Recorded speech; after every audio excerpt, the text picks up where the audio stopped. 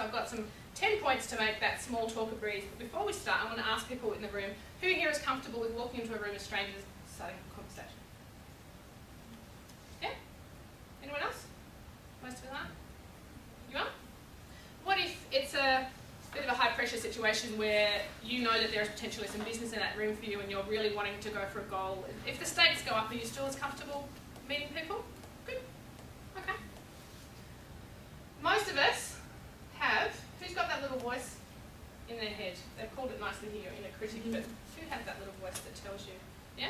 Oh, about 100 of them now. Yeah, I'll say one. You know, I'll share mine if you like. Definitely. When you're going into an environment where you need to meet people and be confident, you need to grab hold of that inner critic and chuck it out, because it will totally demean your progress. If you walk into a room and you've got this voice in your head going, for goodness sake, you've got nothing to share, no one's going to like you, you've got nothing of value, your posture starts to slump, and before you know it, you're going to slink out the door and not say hello to anyone. The moment someone gives you a sideways glance, you're going to think, oh, they know the truth, when really they haven't heard a thing about you. So you need to silence the inner critic, just say, be gone! But do that in your mind, because if you do it out loud, the white truck's going to come and take you. So silence that inner critic. Begin with the obvious. You don't have to start with the weather. That's pretty, if you're starting with the weather, it's not a great thing. But if you're at a networking event and there's been a keynote speaker and you really like the topic, maybe go and chat with someone and say, what do you think about that? How was that for you? If someone's been congratulated on something, then bring that up. So begin with the obvious. It will help. Compliment carefully. You need to, who here has ever had an empty compliment given to them? How nice is that? It's terrible, isn't it? You can see it from a mile away. If you don't mean it, don't say it. If you don't like what someone's wearing, you go up and say, you look great. They're going to know. So don't say it. Be careful about physical compliments. They can come across as a bit of a come on, so be careful about that. Use friendly body language. Now, you guys were talking about DISC before. That's one of my favourite things. That's what I train on. Now, I'm a high D. I was at a conference recently and realised I was conducting an experiment without even realising it. I had my business partner who was there, and we had a stand that we were chatting with people in the breaks. Now, we're both in corporate uniforms, so both looked the same. That wasn't the problem. Me being a high D, standing there, you know, arms folded, full of purpose, confident, ready to go, take on the world, come and ask me a question. And my colleague is an S. She's over on the other side, sort of a bit more gentle, a bit more open. And people are just walking straight past me and going to her to ask her questions. And I'm thinking, what's wrong with me? So then I realised, oh, hang on, what am I doing? And I looked at myself and thought, I probably wouldn't come to me either, because I looked a bit scary. So I unfolded my arms, I remembered to smile, and I took so much of the purpose away and sort of just was a bit more welcoming, and slowly people started to come to me and say hello. It was a really interesting experiment to do. Works very, very well. Who's good at turning the spotlight on others? Who's ever read How to Win Friends and Influence People? Good book. Very good book. The good thing about this is that people love to talk about themselves. So if you meet someone, you're asking questions, they're comfortable, they think you are the nicest person they've ever met, and you're learning about them. It's a win-win. Listen. We've got 2 ears and 1 mouth for a reason. We should be listening more than we're speaking. And if you're in a conversation, you turn off and someone asks you a question, you look a bit naff if you don't know where it's up to. Keep it light. What are the 3 things never to talk about when you first meet someone? Religion. That's one. Politics. Sport. Oh, beautiful. Yeah. Because, why? Very opinionated. Yeah. You've either got one view or another. And it's not nice to, you know, if you, what's the team that you just mentioned before? Essendon. If you go for Essendon and I go for Carlton or something, I don't even know AFL very well, but, and all of a sudden we're like polar opposites and we're not going to be friends. I don't know AFL very well, Exactly. I can take it. Alright, giving equal time. If you're in a room to meet 40 people and you stand with one person you're comfortable with the whole time, you wasted that opportunity. So walk around, spend equal time, ask a few questions, get to know people.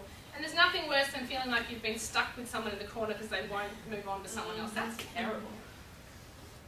Have a sense of humour. You need to be able to laugh at yourself. Sometimes things go wrong in these events, and if you can just be light and laugh about it, you'll have so much more fun and you'll be nicer to be around.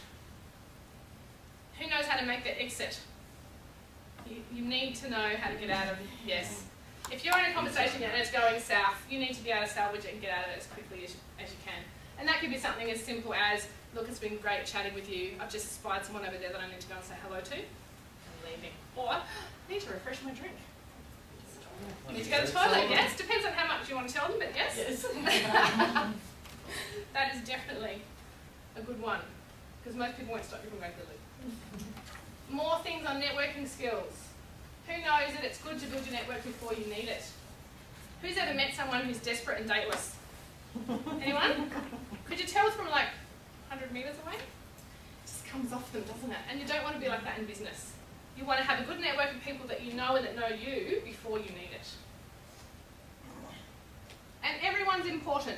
You don't want to be the sort of person that's in a room to get the prospect, to get the sale. That's going to come across straight away as well. Be interested in people, interested in what you can learn from them. And then the people will come. Me too. We can change. You can fool everybody. Okay, more tips for networking. Who's got their business cards already? Don't expect it, but if you have, fabulous. A few people? Are they going to change after what you've learnt this weekend? Yeah? No, we'll see. Yes, I have a few of them too. So have plenty, but look, you know, don't have 50 in your hand and go up and give them out like giving out raffle tickets. That does look a bit desperate and dateless. Have 1 or 2 in your pocket, and if you meet someone that you want to connect with, give them your card and have the spares somewhere else. Who's got blank cards when they go to a networking event? It's a really big... Me too, it's a really good idea, because then who has gone to networking events and you meet people and they've forgotten their cards or they've given them all away? It happens all the time. So if you have blank ones, then you're going to look even more organised by giving them a blank one, saying just write your number down and we'll connect next week. If you meet someone and you want to actually catch up, make the time then and there. How many times have you said, let's catch up, and 6 months later you still haven't done it? So if you've got your diary, most people, does anyone use the diary on their phones now, the calendar? So good. But there's no excuse anymore. If you pre-book and prepay for functions, you're more likely to go.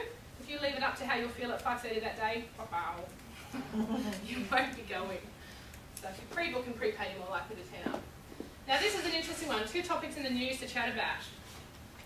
When you combine that with don't talk about sports, politics or religion, I sometimes come up with that, you're talking about some natural disaster, which isn't sometimes a great topic. So what I like to do is actually have some interesting information about my field of training that I can chat with some of the latest research, something that I've just read, something that's interesting as well. So have something that you can chat about.